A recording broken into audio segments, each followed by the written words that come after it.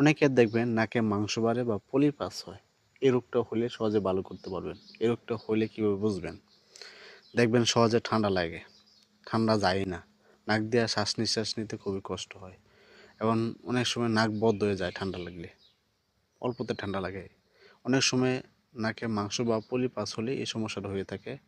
এই রোগটা কীভাবে সহজে ভালো করবেন? এই গাছটা সংগ্রহ করবেন। দেখেন, এই গাছটা গ্রামে যারা থাকেন তারা দেখার পরে চিনতে পারছেন। এই গাছের যে পাতা, এভাবে পাতা নেবেন,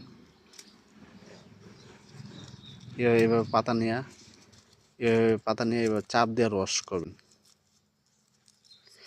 এভাবে চাপ দিয়ে রস করবেন 2 ফোঁটা রস। নাকের মধ্যে, যে নাকের মধ্যে মাংস পড়ছে ওই নাকে দিয়ে রাখবেন 2 ফোঁটা রস, শুধু 2 ফোঁটা রস দিবেন। আর সকালবেলা অ্যালার্জি ওষুধ খাবেন, রাত্রেবেলা অ্যালার্জির ওষুধ খাবেন, 2 বেলা অ্যালার্জির ওষুধ খাবেন। আর একবেলা এই পাতার রস দিবেন 5 দিন।